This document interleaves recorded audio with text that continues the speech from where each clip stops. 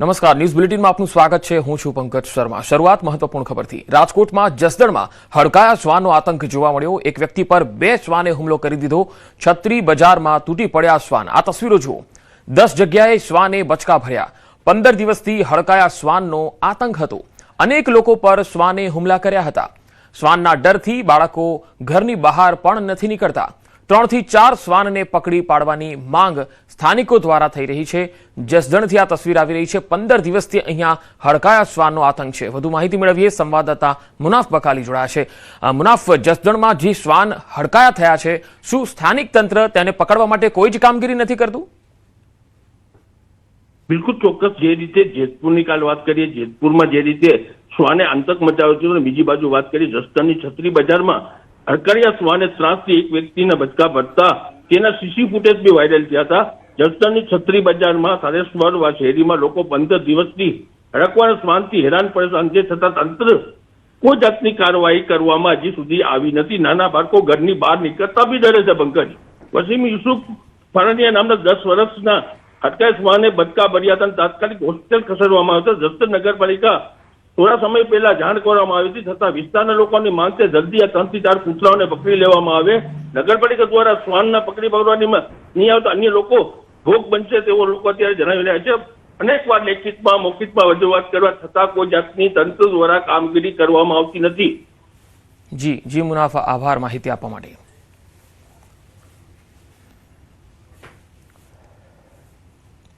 ઉત્તર પ્રદેશના બાગપત જિલ્લાના ઇબ્રાહિમાબાદ ગામડી ગામમાં એક ચોંકાવનારી ઘટના સામે આવી, જ્યાં દૂધના ઉધાર પૈસાની ઉઘરાણી કરવા ગયેલા યુવક પર સોનુ નામના શખ્સે પોતાનો પાલતુ શ્વાન છોડીને હુમલો કરાવ્યો હોવાનો આરોપ લાગ્યો। શ્વાનના હુમલામાં યુવક ગંભીર રીતે ઘાયલ થયો, જેને બચાવવા ઘરની એક મહિલાએ પ્રયાસ પણ કર્યો। આ સમગ્ર ઘટના ત્યાં લાગેલા સીસીટીવી કેમેરામાં કેદ થઈ ગઈ, જેનો વિડીયો હાલ સોશિયલ મીડિયામાં વાયરલ થઈ રહ્યો છે। ભોગ બનનાર યુવકની ફરિયાદના આધારે પોલીસે આરોપી સોનુ વિરુદ્ધ ગુનો દાખલ કરી અને આગળની તપાસ હાથ ધરી છે।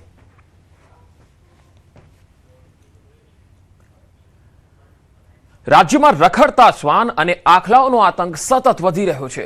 દ્વારકાથી લઈને અરવલ્લી અને રાજકોટ સુધી લોકોના જીવ જોખમમાં મુકાઈ રહ્યા છે। ક્યાંક હડકાયા શ્વાને એક સાથે 4 લોકોને બચકા ભર્યા, તો ક્યાંક આખલાઓની લડાઈથી બજારમાં અફરાતફરી મચી। આ તસવીરો તમે જોઈ શકો છો। રાજકોટના જેતપુરમાં તો ઘર પાસે સૂતેલા 3 વર્ષના માસૂમ પર શ્વાને હુમલો કરી દીધો।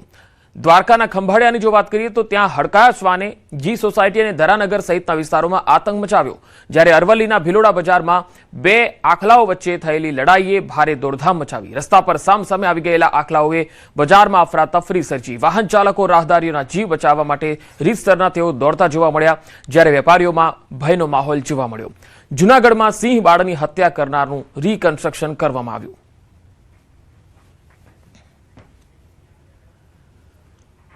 અમદાવાદના વ્યાસવાડી 4 રસ્તા પાસે અકસ્માત થયો। કાર અને બાઇક વચ્ચે અકસ્માત થયો। બાઇક પર સવાર 3 યુવકો ઇજાગ્રસ્ત થયા છે। ઇજાગ્રસ્ત યુવકોને સારવાર માટે સિવિલ હોસ્પિટલમાં ખસેડવામાં આવ્યા। બી ડિવિઝન ટ્રાફિક પોલીસે સમગ્ર મામલે વધુ તપાસ હાથ ધરી છે। તસવીરો જોઈ શકો છો। કાર અને બાઇક વચ્ચે થયેલો અકસ્માત સીસીટીવીમાં પણ કેદ થયો છે। કાર પણ સ્પીડમાં આવી રહી છે અને જે બાઇક છે તે પણ નથી જોઈ રહ્યો કે સામેથી કોઈ કાર આવી રહી છે। 4 રસ્તાનો આ વિસ્તાર છે અને ભરચક વિસ્તારમાં જ્યારે અહીંથી પસાર થવું હોય તો બ્રેક મારી થોડા હળવેથી ચાલવું જોઈએ, પરંતુ અહીંયા બંને જે છે એ ગફલતભરી રીતે કાર હંકારી રહ્યા છે। એક તરફ વ્યાસવાડી 4 રસ્તા જ્યાં આ અકસ્માત થયો છે, સીસીટીવીમાં આખો બનાવ કેદ થયો છે। બાઇક ચાલક અને કાર ચાલક બંને જે છે એ ગફલતભરી રીતે આવતા હોય એવું સ્પષ્ટ દેખાઈ રહ્યું છે અને કાર ચાલકની અહીંયા ઘોર બેદરકારી સ્પષ્ટ દેખાય છે। તો અમદાવાદના વ્યાસવાડીની તો આ તસવીર તમે જોઈ। હવે 2 તસવીરો આપને બતાવીએ છીએ। એક યોગ સર્કલ પાસેની તસવીર પણ જોઈ લો, જે ગઈકાલે શેલા વિસ્તારમાં આ અકસ્માત થયો હતો વહેલી સવારે, જ્યાં પણ એક વ્યક્તિ જે છે એ ગંભીર રીતે ઇજાગ્રસ્ત થઈ હતી। યોગ સર્કલ પર 2 કાર વચ્ચે ગમખ્વાર અકસ્માત થયો હતો। શેલા તરફ જતા યોગ સર્કલ પાસે ગઈકાલે વહેલી સવારે 7 વાગ્યાની આસપાસ આ અકસ્માત થયો હતો। તો અમદાવાદમાં આજે વ્યાસવાડી 4 રસ્તા પાસે બીજો અકસ્માત થયો, એટલે કે સતત અકસ્માતોની વણઝાર અને બેફામ ડ્રાઇવિંગ અને સ્પીડમાં કાર હંકારવી અને જે રફતારના રાક્ષસો છે તેના કારણે પણ આવા બનાવો સતત અમદાવાદમાં વધી રહ્યા છે। વ્યાસવાડી 4 રસ્તા પાસે આ અકસ્માત આજનો છે, જ્યારે શેલા પાસેનો જે ગઈકાલનો અકસ્માત છે એ યોગ સર્કલ નજીકનો છે। રાજસ્થાનના જયપુરના ચાકસુ કસ્બામાં મોડી રાત્રે આંબેડકર સર્કલ પાસે એક હૃદય કંપાવનારો માર્ગ અકસ્માત થયો, જેમાં એક પૂરપાટ ઝડપે આવી રહેલ થાર જીપે બાઇક સવારને ફિલ્મી સ્ટાઇલમાં જોરદાર ટક્કર મારી દીધી। આ સમગ્ર ઘટના નજીકના સીસીટીવી કેમેરામાં કેદ થઈ ગઈ અને તેનો વિડીયો સોશિયલ મીડિયામાં વાયરલ થઈ રહ્યો છે।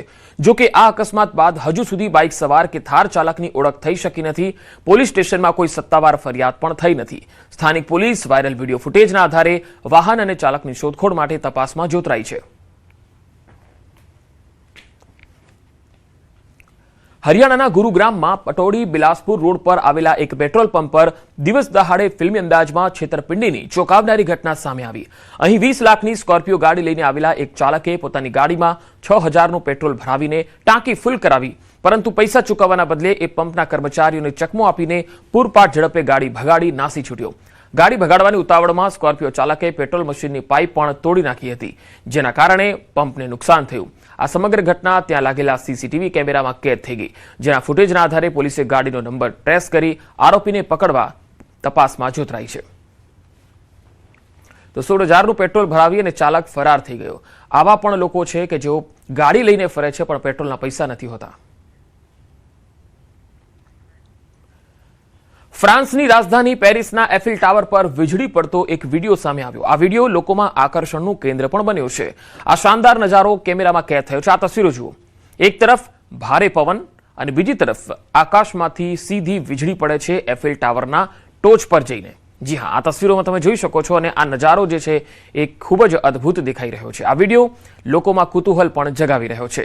ફ્રાન્સની રાજધાની પેરિસ, જ્યાંનો એફિલ ટાવર જે ખૂબ જ લોકપ્રિય સ્થળ કહેવાય છે, અહીંયા લોકો મોટી સંખ્યામાં આવતા હોય છે, ફરવા પણ આવતા હોય છે, એ એફિલ ટાવરને જોવા માટે પણ આવતા હોય છે। એ વિસ્તારમાં આ વીજળી પડી। પહેલા વિસ્ફોટ અને હવે ફાયર સેફટીની વાત। ખેડામાં ફેક્ટરી વિસ્ફોટના બનાવ બાદ તંત્ર જાગ્યું છે। ઘોડા છૂટ્યા બાદ તબેલાને તાળા મારવાનો ઘાટ। વિસ્ફોટ બાદ ડિસ્ટ્રિક્ટ ફાયર સેફટી કમિટીની રચના કરાઈ છે। કમિટીના અધ્યક્ષ ખેડા કલેક્ટર રહેશે, જ્યારે નડિયાદ મહાનગરપાલિકાના કમિશનર, જિલ્લા પોલીસ અધિક્ષક, નિવાસી અધિક કલેક્ટર, પીઈએસઓના અધિકારી, જીપીસીબીના પ્રાદેશિક અધિકારી, શ્રમ અધિકારી, તમામ મામલતદાર અને ફાયર ઓફિસરને કમિટીના સભ્ય તરીકે નીમવામાં આવ્યા। તમામ મામલતદારોને પોતાના વિસ્તારમાં પોલીસ, ફાયર અને જીપીસીબી સાથે સંકલન કરી ફટાકડા ઉત્પાદન કરતા યુનિટ, સંગ્રહ સ્થાનો અને વિક્રેતાઓની કાયદેસર અને ગેરકાયદે ઓળખ કરવા કડક સૂચના અપાઈ। સાથે 7 દિવસમાં અહેવાલ કલેક્ટર કચેરીએ મોકલવા આદેશ કર્યો છે। ગ્રામ્ય વિસ્તારોમાં તલાટી પાસે પણ પોતાના વિસ્તારમાં ચાલતી ફટાકડાની ફેક્ટરીઓની વિગતો માંગવામાં આવી।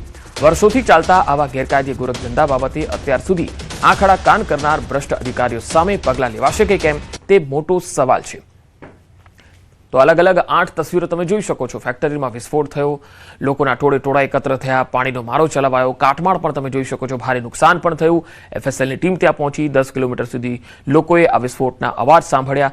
તપાસનો ધમધમાટ હવે શરૂ થયો છે। ફેક્ટરીના વિસ્ફોટ બાદ હવે તંત્ર જાગ્યું છે, કેમ કે સ્થાનિક તંત્ર જાણકારી હતી જ નહીં કે કેટલા સમયથી આ ફેક્ટરી અહીંયા ધમધમે છે। વધુ માહિતી મેળવીએ સંવાદદાતા ખેડાથી ઉમંગ મારી સાથે જોડાયા છે। ઉમંગ, પહેલા તો વિસ્ફોટ થઈ ગયો, હવે ફાયર સેફટીની વાત કરીને શું મતલબ? હવે તપાસ કઈ રીતે થશે? બિલકુલ ચોક્કસ છે પંકજ, જે પ્રકારે કાલે કપોરની અંદર ઘટના બની હતી, ઘટના એટલી ગંભીર હતી કે તમે જે દ્રશ્યો જાગર હતા તે વિસ્તૃત કરનાર હતા। એક જ જે રેસીપી રિપીટ એટલે કહી શકાય કે તંત્ર જે દર વખતે કરતું હોય છે કે પહેલા કોઈ પણ ઘટના બને છે ત્યારબાદ અમે તપાસ કરીશું, તપાસના આદેશ આપીશું, એટલે રટન તંત્ર કરતું હોય છે। ફેક્ટરી વ્યવસ્થિત ધમધમતી હતી, પરંતુ તંત્ર રટન એક જ હતું કે અમને કોઈ ખબર નથી। ગઈકાલે તંત્ર દ્વારા એક લેટર વાયરલ થયો છે। લેટરની અંદર કલેક્ટર દ્વારા ગોળા છૂટી ગયા બાદ તબેલાને તાળા મારવા નીકળ્યા હોય તે પ્રકારની સ્થિતિ લેટર પરથી સ્પષ્ટ થાય છે। અત્યારે ખેડા જિલ્લા કલેક્ટર દ્વારા ડિસ્ટ્રિક્ટ ફાયર સેફટી કમિટીની રચના કરવામાં આવી છે, જેની અંદર કલેક્ટર, મ્યુનિસિપલ કમિશનર, જિલ્લા પોલીસ અધિક્ષક સહિતની ટીમની રચના કરવામાં આવી છે। તેમાં અલગ અલગ સભ્યોને પણ મૂકવામાં આવ્યા છે અને સભ્યો દ્વારા જે કેકર્સ ફટાકડા વાળતી જે ફેક્ટરી છે તેની તપાસ કરવામાં આવશે તેવું જણાવવામાં આવ્યું છે। સૌથી મહત્વનું કરવામાં આવે તો કલેક્ટર દ્વારા કાલે કપોરની ઘટના બન્યા બાદ તમામ જે પ્રાંત અધિકારી છે તેમને સૂચના હતું અને જે તલાટીઓ છે તેમને સર્વે કરવા હાથ ધરાયો હતો। અગાઉ પણ વખત જયારે વાપી અને અરવલ્લીમાં જયારે ફેક્ટરીમાં બ્લાસ્ટ થયા ત્યારે આ પ્રકારની તપાસો કરાઈ હતી અને માત્ર તપાસ કાગળ પૂરતી સીમિત થઈ ગઈ હતી। તમે જોઈ જે કાલે ઘટના મળી ત્યાં ના કોઈ ફાયર સેફટી હતી, ન કોઈ પણ પ્રકારનું ત્યાં આગળ કોઈ એવું કોઈ કોઈ સાધનો ન જોવા મળ્યા હતા કે કોઈ આગ લાગે તો તેનો બચાવ કરી શકાય. એટલે કહી શકાય કે તંત્ર છે તે હંમેશા બેદરકાર રહે છે. બેદરકાર કારણે આવી ઘટના બને છે. જો કે ગઈકાલની ઘટનામાં એક બાબત સારી હતી કે આગલે દિવસ મોહરમની રજા હતી અને ફેક્ટરીમાં કોઈ કર્મચારી નતા, બાકી મોટી જાનહાનિ થઈ હોત. અને જે પ્રકારે અત્યારે આ સમગ્ર ઘટના બન્યા બાદ અત્યારે વહીવટી તંત્રને આંખ આડા કાન કરી અને હવે પોતે જાગ્યા હોય તે પ્રમાણે લાગી રહ્યું છે. જી ઉમંગ, આભાર માહિતી આપવા માટે. તો ખેડાના કપડવંજમાં થયેલ પ્રચંડ વિસ્ફોટ મામલે મામલતદારની ફરિયાદના આધારે પોલીસે ગુનો દાખલ કર્યો છે. વિસ્ફોટક અધિનિયમ હેઠળ ગુનો નોંધાયો છે. પ્રાથમિક તપાસમાં ફેક્ટરીમાં ફટાકડા નહીં પરંતુ કાર્બન દિવેટ બનાવવામાં આવતી હોવાનું સામે આવ્યું. સાથે જ કોઈપણ પ્રકારની મંજૂરી કે ફાયર સેફટીના સાધનો વિના આ ફેક્ટરી ચાલતી હતી એવો પણ ખુલાસો થયો છે. ત્યારે આ ઘટનામાં 2 લોકો દાઝી જતા ઇજાગ્રસ્ત થયા. હાલ તેમની હાલત સ્થિર બતાવાઈ રહી છે. સમગ્ર મામલે તપાસ ચાલુ છે.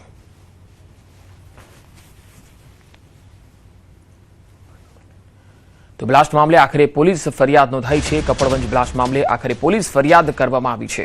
મામલતદારની ફરિયાદના આધારે ગુનો દાખલ કરવામાં આવ્યો છે. ગઈકાલે અહીંયા ફેક્ટરીમાં વિસ્ફોટ થયો હતો અને આગ લાગી હતી. મંજૂરી વિના અહીંયા ફેક્ટરી ચાલતી હોવાનો ખુલાસો થયો છે. ત્યારે હવે જોવાનું એ છે કે પોલીસ અને વહીવટી તંત્રની ટીમ કઈ રીતે તેની સામે એક્શન લે છે. એફએસએલની ટીમ અને અન્ય જે કંઈ જરૂરી તપાસ કરવામાં મદદરૂપ થાય એવા તમામ એજન્સીઓને બોલાવવામાં આવી છે. ત્યાં વિસ્ફોટક પદાર્થની હાજરી છે કે કેમ એના જે પરીક્ષણો કરવામાં તે ચાલુ છે અને કાર્યવાહી ચાલુ રહી છે. એ જગ્યા આરોપી મિતુલભાઈ દશરથભાઈ પટેલ જે રામવાડી બસ સ્ટેશન ઈસનપુર નજીક રહે છે એને ભાડે રાખીને ત્યાં આગળ આ કામકાજ કરી રહ્યો હતો. એના વિરુદ્ધમાં ફરિયાદ છે અને બીજા જે કોઈ આરોપીઓ તપાસ દરમિયાન નીકળશે તમામ વિરુદ્ધ કાયદેસરની કાર્યવાહી કરવામાં આવશે. રાજકોટમાં જંગલેશ્વર ડિમોલિશન ખર્ચનો મામલો. અંદાજિત 1500 ગેરકાયદે દબાણો તોડવા કરોડોનો ખર્ચ થયો. મિનરલ વોટરનો ખર્ચ 12.40 નહીં 23 લાખ પર પહોંચ્યો એવું સૂત્રો જણાવે છે. રેટ કોન્ટ્રાક્ટ પ્રમાણે 8 રૂપિયા પ્રતિ બોટલ લેખે 2,87,500 જેટલી 200 mlની બોટલનો ઉપયોગ થયો. ભોજન, નાસ્તા અને લીંબુ પાણીનો ખર્ચ 27.20 લાખ, વિડીયોગ્રાફી 24 લાખ, મંડપ service 8.5 lakh, lighting 2.5 lakh, JCB, dumper, tractor સહિત અંદાજિત 1.5 કરોડ અને અંદાજિત 3 કરોડ આસપાસનો ખર્ચ ડિમોલિશન પાછળ કરાયો એવું સૂત્રો કહે છે. આગામી સમયમાં મનપા કમિશનર તુષાર સુમેરા તમામ ખર્ચ મામલે પ્રેસ કોન્ફરન્સ કરે તેવી શક્યતા છે. ખર્ચનો વિવાદ દિવસે દિવસે ખૂબ જ વધી રહ્યો છે અને પ્રેસ કોન્ફરન્સ કરી ખર્ચની સ્પષ્ટતા થાય તેવી પણ શક્યતા છે. વધુ માહિતી મેળવીએ સંવાદદાતા રાજકોટથી અંકિત પોપટ જોડાયા છે. અંકિત, એક તરફ કાજુ કતરી, પાણીનું બિલ, વિડીયોગ્રાફીનું બિલને લઈને લોકોમાં ખૂબ જ અસમંજસ છે અને વિવાદ પણ છે. ક્યારે કરી શકે છે પ્રેસ કોન્ફરન્સ કમિશનર? ચોક્કસથી પંકજ, વાત કરવામાં આવે તો ગત 23 અને 24 ફેબ્રુઆરી 2026 ના રોજ જંગલેશ્વર વિસ્તાર કે જે વોર્ડ નંબર 16 અંતર્ગત આવે છે અને તેમાં 1400 થી વધુ જે ગેરકાયદે દબાણો હતા તેને મહાનગરપાલિકા દ્વારા દૂર કરવામાં આવ્યા હતા.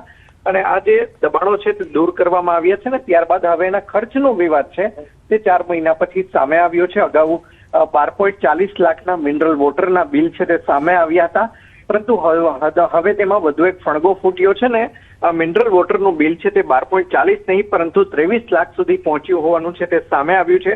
સાથોસાથ ભોજન, નાસ્તા અને લીંબુ પાણીનો ખર્ચ છે તે 27.20 લાખ સુધી પહોંચ્યો છે.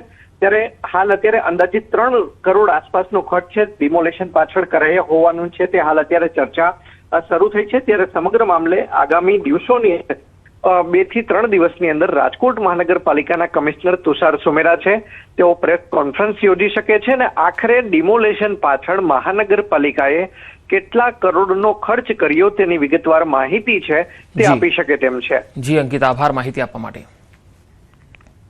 તો રાજકોટના જંગલેશ્વર ડિમોલિશન ખર્ચ મામલે નવો ખુલાસો થયો છે. ડિમોલિશનમાં મિનરલ વોટર કોન્ટ્રાક્ટ મામલે ખુલાસો. 2023માં 200 મિલી બોટલ 8 રૂપિયાના દરે કોન્ટ્રાક્ટ મંજૂર થયો. તત્કાલીન મનપા કમિશનર આનંદ પટેલના કાર્યકાળમાં મિનરલ વોટરનો કોન્ટ્રાક્ટ મંજૂર થયો. સ્ટેન્ડિંગ ચેરમેન તરીકે પુષ્કર પટેલના અધ્યક્ષ સ્થાને બહાલી આપવામાં આવી. ચેરમેન તરીકેનો કાર્યકાળ પૂર્ણ થવાના ગણતરીના દિવસો પહેલા મંજૂરી અપાઈ. ઉમિયા મંડપ સર્વિસ એન્ડ ડેકોરેશનને 2 વર્ષ માટે કોન્ટ્રાક્ટ ફાળવાયો. તો 200 ml બોટલનો બજાર ભાવ 5 રૂપિયા હોવા છતાં 8 રૂપિયા પ્રતિ બોટલના દરે કોન્ટ્રાક્ટ મળ્યો. નવા રેટ કોન્ટ્રાક્ટ સુધી જૂની એજન્સી દ્વારા સેવા ચાલુ રાખવાની જોગવાઈ છે. બાદમાં ટીઆરપી ગેમ ઝોન અગ્નિકાંડ પછી આનંદ પટેલની બદલી થઈ ગઈ. પ્રધાનમંત્રી નરેન્દ્ર મોદી 3 દિવસીય હિન્દ મહાસાગર ક્ષેત્રના વ્યૂહાત્મક દ્વીપ દેશ સેશેલ્સ ગયા છે. પીએમ મોદી સેશેલ્સના રાષ્ટ્રીય દિવસની સુવર્ણ જયંતિની ઉજવણીમાં મુખ્ય અતિથિ તરીકે ઉપસ્થિત રહ્યા છે. બંને દેશો વચ્ચે દરિયાઈ સુરક્ષા, સંરક્ષણ અને બ્લુ ઇકોનોમી જેવા ક્ષેત્રોમાં દ્વિપક્ષીય સંબંધો વધુ મજબૂત કરવા માટે વ્યાપક ચર્ચાઓ હાથ ધરવામાં આવી. ભારતીય સમય અનુસાર આજે બપોરે 2 વાગ્યે રાષ્ટ્રપતિ ડોક્ટર પેટ્રિક હર્મિની સાથે દ્વિપક્ષીય બેઠક કરશે. ત્યારબાદ તેઓ પ્રવાસી ભારતીયો સાથે સંવાદ, નેશનલ એસેમ્બલીમાં સંબોધન અને રાત્રે 12 વાગ્યે રોસકેમન ખાતે સેશેલ્સના રાષ્ટ્રીય દિવસની ઉજવણીમાં ભાગ લેશે. આજે પીએમ મોદીનો મન કી બાત કાર્યક્રમ છે. આજે કાર્યક્રમનો 135મો એપિસોડ રજૂ થવાનો છે. સવારે 11 કલાકે મન કી બાતનો કાર્યક્રમ છે. આ 135મા એપિસોડમાં પીએમ મોદી પોતાના વિચારો રજૂ કરશે. કરોડો દેશવાસીઓ સાથે સીધો સંવાદ કરશે અને આ સીધું પ્રસારણ પણ આપ ન્યૂઝ 18 ગુજરાતીના માધ્યમથી સવારે 11 કલાકે નિહાળી શકશો.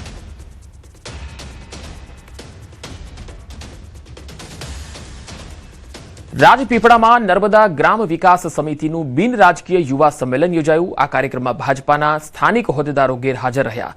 સાંસદ મનસુખ વસાવાએ સ્થાનિક નેતાઓ પર આક્રોશ ઠાલવ્યો. સાથે જ યુવાધનમાં વધતા વ્યસનના દૂષણ સામે ચિંતા વ્યક્ત કરી. તો આ દૂષણોને રોકવા તમામ પ્રયત્નો કરવાની પણ વાત કરી. કેટલાક જિલ્લાની અંદર કેટલાક દૂષણો છે, જુગાર, દારૂના અડ્ડાઓ જે ચાલે છે એના કારણે યુવા ધન ખતમ થઈ રહ્યું છે.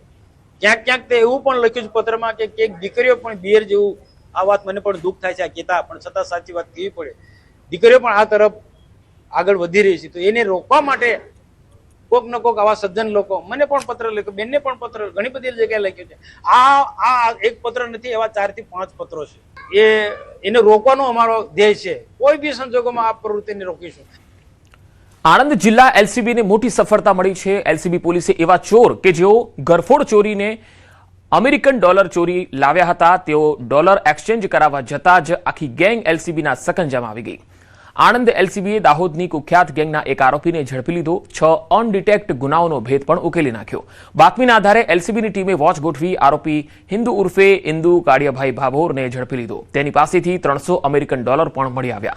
પોલીસ તપાસમાં પેટલાદ, તારાપુર, આકલાવ અને વિદ્યાનગર પોલીસ સ્ટેશનના કુલ 6 ગુનાઓ ડિટેક્ટ થયા, જેમાં લાખો રૂપિયાની રોકડ, સોના ચાંદીના દાગીના અને અમેરિકન ડોલરની ચોરીના બનાવો સામેલ છે. એલસીબીએ ફરાર 4 સાગરીતોને ઝડપી લેવા તપાસ હાથ ધરી. આ આરોપીઓનો ગુનાહિત ઇતિહાસ બાબતે પૂછપરછ કરતા આરોપી હિન્દુભાઈ કાળિયાભાઈ ભાભોર સને 2002થી લઈ અને અત્યાર સુધી કુલ 8 જેટલા ગુનાઓ અમદાવાદ શહેર, વડોદરા શહેર, આણંદ, દાહોદ ટાઉન તથા ગરબાડા પોલીસ સ્ટેશનની હદમાં ગુનાઓને અંજામ આપેલ હોવાની હકીકત જણાવેલ છે. મહેસાણાના બેચરાજી પંથકમાં સ્થાનિકોમાં ભારે રોષ છે. બિસ્માર રસ્તાઓથી રામપુરાથી સારાંતેજને જોડતો રોડ છે એ અત્યંત બિસ્માર હાલતમાં ફેરવાઈ ગયો છે. રસ્તા પર ડામરની જગ્યાએ માત્ર મસમોટા ખાડાઓ છે, કપચી જ જોવા મળે છે, જેના કારણે શાળાએ જતા બાળકો, વિદ્યાર્થીઓ, ખેડૂતો, સ્થાનિક લોકોને ખૂબ જ હાલાકી પડે છે. રસ્તાની ખરાબ હાલતને કારણે એસટી બસની સુવિધા પણ પ્રભાવિત થઈ રહી છે. ગામજનોની સીધી માંગ છે કે તંત્ર વહેલી તકે આ રસ્તાનું સમારકામ કરે, બેચરાજી એસટી બસ સેવા તાકીદે શરૂ કરે. આ રોડ લગભગ છેલ્લા 10 વર્ષથી બિસ્માર હાલતમાં હતો, પરંતુ વારંવાર રજૂઆત અમારા એમએલએને વારંવાર રજૂઆત કરવાથી રોડનું કામ તો ચાલુ થયું, પણ અડધું કામ મૂકી અને જ્યારે કામ બંધ છે તો ખરેખર કામ જે બંધ છે એના કારણે એટલી બધી તકલીફ પડે છે કે રસ્તા ઉપર પાણી ભરાઈ જાય છે અને આ પાણીનો મેઇન રસ્તો છે. પાણી અહીંથી વધારે જાય છે અને એ જ જગ્યાએ કામ બાકી છે, તો ચોમાસામાં આવતા બહુ વિકટ પરિસ્થિતિ થાય એવી સંભાવના છે. મારી માંગ તાત્કાલિક રસ્તો તૈયાર થઈ જાય અને વિદ્યાર્થીઓને કોઈ તકલીફ ના પડે. અને બેચરાજી બસો બંધ છે, હાલ અમારા ચાણસમાં બસ બંધ છે, બધી બસો તો કોઈ આવતી નથી. બેચરાજી જવાની કોઈ સગવડ નથી અને બીજી કોઈ તકલીફ, બધી ખાસી તકલીફ છે, પણ કોઈ ધ્યાન જ દેતું નહીં. અમે રજૂઆત કરી કેટલી ફેર, પણ રજૂઆત કરી તો ધ્યાન દેતા નથી. રોડ તો આ ચાલુ કરે સારું, બીજું તો શું કહીએ. આ રોડ ચાલુ કરે તો અમારા અવર જવર માટે એસટીઓ બધું ચાલુ થાય. છોટાઉદેપુરના રાજવાસણા ગામે ગુજરાતનો પ્રથમ રબર ડેમ હવે તૈયાર થવાના અંતિમ તબક્કામાં છે. હિરણ નદી પર અંદાજે 80 કરોડ રૂપિયાના ખર્ચે બની રહેલો આ ડેમ રાજ્ય માટે એક મહત્વપૂર્ણ સિંચાઈ પ્રોજેક્ટ બની રહ્યો છે. આધુનિક રબર બ્લેડર ટેકનોલોજીથી સજ્જ આ ડેમ પૂર્ણ થયા બાદ ચોમાસાનું વહી જતું પાણી સંગ્રહ કરી શકાશે.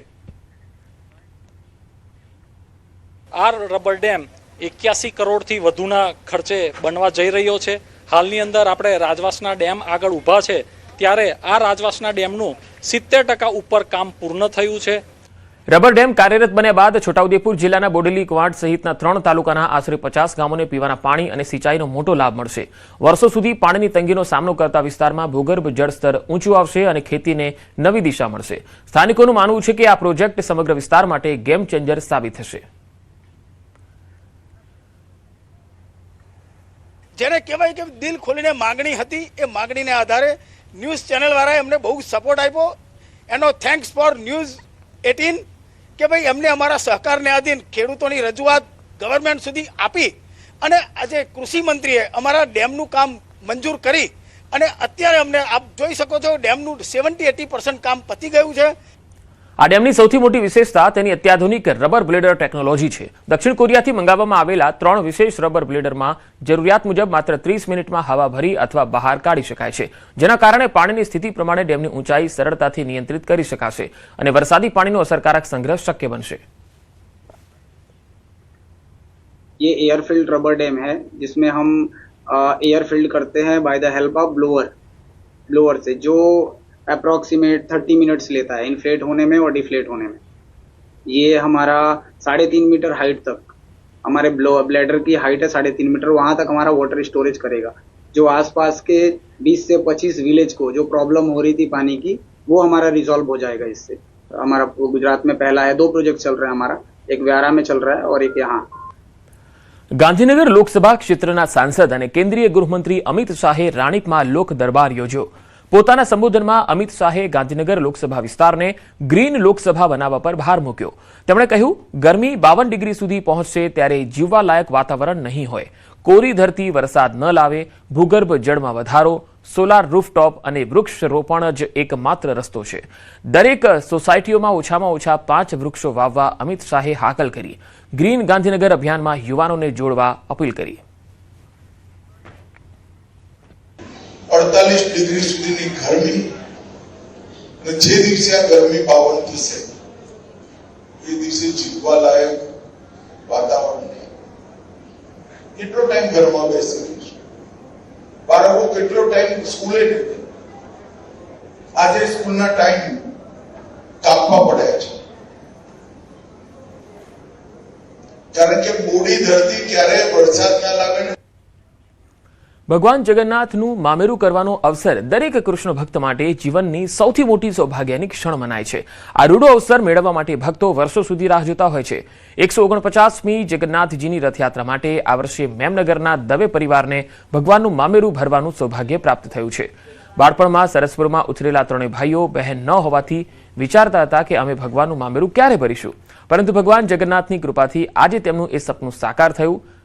ભગવાનનું મામેરું ભરવાનો અવસર મેળવનારા દવે પરિવારનું શું કહેવું છે, આવો એ પણ જાણીએ. કૃષ્ણ કનૈયા, કૃષ્ણ કનૈયા. ક્યારથી સપનું હતું બેન તમારું કે ક્યારે તમને લાભો મળે, ક્યારે મામેરો ભરવાનો મોકો તમને મળે? 15 વર્ષ પહેલા એક જણના મામેરામાં ગઈ હતી, ત્યારે મને એવું હતું કે આવું તો અમે નહીં કરી શકીએ. ત્યારે અમારી કોઈ એવું લાગતું નહોતું કે અમે મામેરું કરી શકીએ, પણ ભગવાનને કીધું હતું કે આવું એક લાભ મને પણ આપજે. તો આજે એટલું બધું ખુશ છું કે મને ભગવાને આ લાભ આપ્યો. જ્યારે અહીંયા મામેરાની ચિઠ્ઠી ખુલી, હું તો 5-7 વર્ષથી ટ્રાય કરતો હતો, પણ જ્યારે મામેરાની ચિઠ્ઠી ખુલી ત્યારે કુદરતી હું દ્વારકા હતો મંદિરમાં, અને અહીંયાથી ફોન આવ્યો સરસ્વતી તમારું ડ્રોમાં નામ નીકળ્યું છે. એટલે ખૂબ આનંદ થયો ત્યારે. અનુભવ કેવો હતો? બહુ કુદરતી 5-7 વર્ષથી નહોતું આવતું, આ વખતે સામેથી ભગવાન એમના આશીર્વાદથી એમનું નામ અમારું નામ. તમે ટ્રાય કરતા હતા કે તમારું નામ? હા, છેલ્લા હું 5-7 વર્ષથી ટ્રાય કરું, 5-6 વર્ષથી ટ્રાય કરું. હવે તો અમારે એવું ના કહેવાય, સુભદ્રાજી ખુદ અમારા નણંદ બનીને આવી રહ્યા છે અને તેજસ એમના મામા બની રહ્યા છે, હું મામી બની રહી. તો અમને ખૂબ ખૂબ બહુ જ અમને આનંદ છે કે અમે એમની માટે અમારાથી બનશે એટલું અમે સરસ કરવાનો ટ્રાય કરીશું. અમે એમની માટે ઘરેણાં, કપડાં, અમે લગ્ન જેટલું બધું થતું હશે અમે એટલું, અને અમે બી ખૂબ સાજી શણગારીને આવીશું. અમે ખૂબ આનંદ કરીશું એમના એમાં મામેરામાં. એટલે અમારા એ ઘરે છે ને પહેલા જ ભગવાન આવી રહ્યા છે, પહેલું જ મામેરું થઈ રહ્યું છે, અમે પછી જઈશું. અને એમ પ્રવેશ તમે પહેલા નથી કરવાના? ના, પહેલા જ ભગવાન કરશે. ભગવાન આખો દિવસ આખી રાત રહેવાના છે અને એમના દર્શન માટે જે બી ભાવિ ભક્તો આવવાના છે એમને માટે બી એમને તકલીફ ના પડે એટલી તૈયારીઓ અમે ત્યાં કરી રહ્યા છીએ અને કરવાના છીએ. અમદાવાદમાં 16 જુલાઈએ ભગવાન જગન્નાથની 149મી રથયાત્રા નીકળશે. અષાઢી બીજના પાવન પર્વે નીકળનારી ભગવાન જગન્નાથની રથયાત્રાને ધ્યાનમાં રાખીને અમદાવાદ ક્રાઇમ બ્રાન્ચ અને સ્થાનિક પોલીસ દ્વારા સુરક્ષા વ્યવસ્થા સઘન કરાઈ છે. રથયાત્રાના સમગ્ર રૂટ પર શાંતિ અને કાયદો વ્યવસ્થા જળવાઈ રહે તે માટે ધાબા પોઈન્ટ પર વિશેષ પેટ્રોલિંગ અને ડ્રોન સર્વેલન્સ હાથ ધરવામાં આવી રહ્યું છે. જગન્નાથ મંદિર અને આસપાસના સંવેદનશીલ વિસ્તારોમાં ડ્રોન સર્વેલન્સ સિસ્ટમ અને વજ્રવાહન દ્વારા પેટ્રોલિંગ કરાઈ રહ્યું છે. રથયાત્રા દરમિયાન સંવેદનશીલ વિસ્તારો, ધાબા પોઈન્ટ્સ અને યાત્રા માર્ગ પર સતત નજર રાખવા આધુનિક ટેકનોલોજીનો ઉપયોગ પણ કરવામાં આવશે. ક્રાઇમ બ્રાન્ચ દ્વારા આગામી રથયાત્રા માટે 50 જેટલા ડ્રોન, 5 એન્ટી ડ્રોન સિસ્ટમ તથા અનેક પ્રકારનું કાયદો અને વ્યવસ્થા ના જળવાય તે માટેની તમામ બંદોબસ્ત ગોઠવવામાં આવેલ છે. જગન્નાથજીની 150મી રથયાત્રા પૂર્વે અમદાવાદ ક્રાઇમ બ્રાન્ચ દ્વારા કાયદો અને વ્યવસ્થાની પરિસ્થિતિની સાથે ડ્રોન કેપ્ચરિંગ જે છે તે કરવામાં આવી રહ્યું છે. મહત્વનું માનવામાં આવે છે કે આસપાસના રથયાત્રાના રૂટ પૈકીના સંવેદનશીલ વિસ્તારમાં આ ડ્રોન થકી તમામ શંકાસ્પદ હિલચાલ જે છે તેની ઉપર નજર રાખવામાં આવી રહી છે. સાથે સાથે સ્પેશિયલ પર્પઝ વ્હીકલ વાહન જે છે તેના દ્વારા પણ રથયાત્રાના રૂટ ઉપર તમામ તકેદારીના પગલાંના ભાગરૂપે આ વ્હીકલ ફરતું હોય છે અને આખા રૂટ ઉપર જે પણ શંકાસ્પદ હિલચાલ દેખાય તો તેની ઉપર મોનિટરિંગ કરી અને કાયદેસરની કાર્યવાહી માટે તત્પર રહેતું હોય છે. આ જ પ્રકારે કોઈપણ શંકાસ્પદ હિલચાલની સાથે સાથે ડ્રોનની સાથે જે સ્પેશિયલ જવાબદારી ક્રાઇમ બ્રાન્ચને સોંપવામાં આવતી હોય છે તે રથયાત્રા પહેલાં જ તેની તમામ તૈયારીઓ જે છે તેને આખરી ઓપ આપવામાં આવી રહ્યો છે. કેમેરામેન અમિત શર્મા સાથે મૌલિક દામેચા, ન્યૂઝ 18 ગુજરાતી, અમદાવાદ. મુખ્યમંત્રી ભૂપેન્દ્ર પટેલે ગાંધીનગર ખાતેથી પોલિયો રસીકરણનો શુભારંભ કરાવ્યો. સેક્ટર 20 મંત્રી નિવાસસ્થાન ખાતે આવેલ કોમ્યુનિટી હોલ ખાતેથી પ્રારંભ કરાવ્યો. 83 લાખથી વધુ બાળકોને રસી આપવામાં આવશે. 0 થી લઈને 5 વર્ષના બાળકને રસી પીવડાવાશે. 32,997 પોલિયો બૂથ પરથી આ રસી આપવામાં આવશે. 6,599 આરોગ્ય અધિકારી અને કર્મચારીઓ આ કામગીરીમાં જોડાશે. મુખ્યમંત્રી ભૂપેન્દ્ર પટેલની સાથે આરોગ્ય મંત્રી પ્રફુલ પાનસેરિયા પણ હાજર રહ્યા. પૂરા ગુજરાતની અંદર આજે બૂથ લેવલ પર અને 2 દિવસમાં ઘરે ઘરે જઈને તમામ 0 થી 5 વર્ષના બાળકોને આ પોલિયો રસી પીવડાવવામાં આવશે. અંદાજે 0 થી 5 વર્ષના આ બાળકો 82 લાખ બાળકોને આ 3 દિવસની અંદર પોલિયોના ટીપા પીવડાવવામાં આવશે. બનાસકાંઠાના વાવ થરાદ પંથકમાં જમડા ઇઠાડા ડિસ્ટ્રિક્ટ કેનાલની નબળી કામગીરીને લઈને સ્થાનિક ખેડૂતોમાં ભારે રોષ છે. કેનાલ બન્યાને હજુ 3 દિવસ પણ નથી થયા, ત્યાં જ તેમાં તિરાડો પડીને ફાટવા લાગી હોવાના અને કેનાલનું પાણી ખેતરોમાં ફેલાતું હોવાના ગંભીર આક્ષેપો સાથે મોટી સંખ્યામાં ખેડૂતો એકત્ર થયા. ખેડૂતોનો આરોપ છે કે અધિકારીઓ અને કોન્ટ્રાક્ટર દ્વારા હલકી ગુણવત્તાનું કામ કરવામાં આવ્યું છે. તેમની રજૂઆતો સાંભળવામાં નથી આવતી. ઉપરાંત કેનાલના કારણે નવેસરથી પોતાની જમીનો કપાઈ હોવાનો આક્ષેપ કરીને ખેડૂતોએ કેનાલમાં તાત્કાલિક પ્લાસ્ટિક લાઇનિંગ અને પ્રોપર વોટર પ્રૂફિંગ કરવામાં આવે તેવી ઉગ્ર માંગ કરી. કોમ કરો તો વોટરપ્રૂફ કરો ને હરખું કરો એટલે 10-15 વર્ષ ધોવું ન પડે. 3 વર્ષે નવું કોમ ચાલુ છે, રિપેરિંગ કરીને જતા રહે છે. કોમમાં કોઈ ઠકાણું નથી. આ જ કોમ ચાલુ કર્યું છે તો હજી તિરાડો તો પડવાનું ચાલુ થઈ ગયું છે. અમારે જે ઇટાટા માઇનોર કેનાલનો કોમ ચાલુ છે એમાં વારંવાર આ કોમ ચાલુ કર્યું એમાં તિરાડો પડે છે અને કોમ સારું કરતા નથી એટલે અમારા ખેતરો બગડી જાય, સરવણી થઈ જાય. એટલે અમારે એક જ માંગ છે કે વોટરપ્રૂફ કેનાલ બનાવે તો અમારે જમીનમાં સરવણી થાય નહીં, એના માટે અમે ભેગા થયા.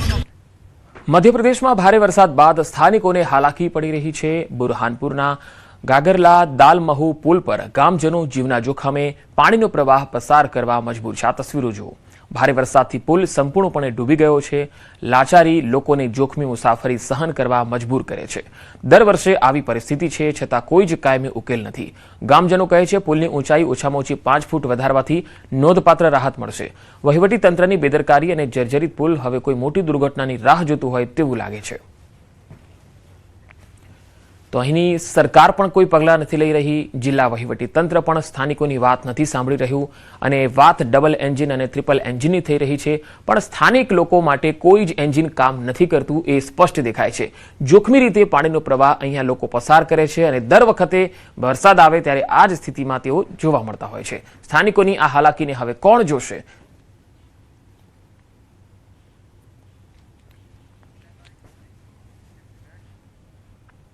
તો આ બુલેટિનમાં અત્યારે આટલું જ. નમસ્કાર.